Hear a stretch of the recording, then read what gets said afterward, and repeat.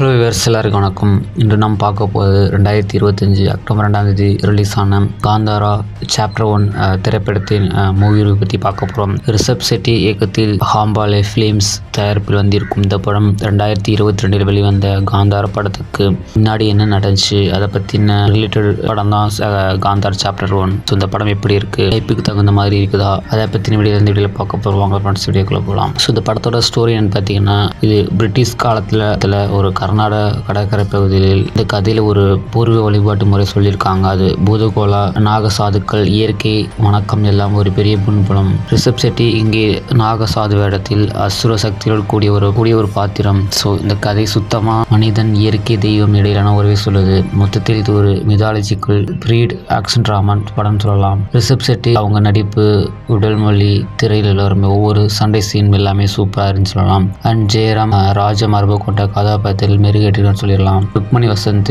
பெண் கதாபாத்திரத்தில் குறைவு இருந்தாலும் உணர்ச்சிக்கு எடுக்கும் குல்சன் தேவையா வில்லன் பக்கம் நல்லா டென்சிட்டி கொடுத்திருக்கார். அரவிந்த் கேசவ் கேமரா வேலை அடுத்த லெவல். கர்நாடக கடற்படை, காடுகள், பூதலோக சடங்குகள் எல்லாம் திரையுள்ள கலைவடிவமாக காட்டியிருக்காரு.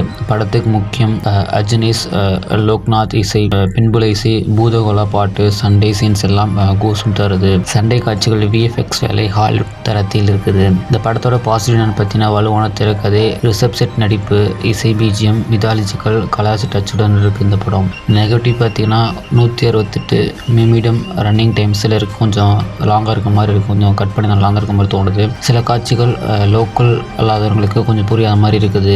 மொத்தத்தில் காந்தாரா சாப்டர் 1 ஹாம்பாலே ஃபிலிம் தரமாக கொடுத்திருக்கும் மாபெரும் கலைப்படைப்பு. காந்தாரா பிரபஞ்சத்துக்கு ஒரு அழகான முன்னோடி. தியேட்டரில் பெரிய திரை, நல்ல சவுண்ட் சிஸ்டம் பார்த்தீங்கன்னா பூர்ண அனுபவமாக இருக்கும். ரேட்டிங் 5க்கு பார்த்தீங்கன்னா 4.2 கொடுக்கலாம். நீங்கள் பார்த்தீங்களா? உங்கள் கருத்துக்களை கமெண்ட்டில் சொல்லுங்கள். இந்த வீடியோ உங்களுக்கு பிடிச்சா லைக் பண்ணுங்கள், கமெண்ட் பண்ணுங்கள், சப்ஸ்கிரைப் பண்ணுங்கள். Thank you for friends.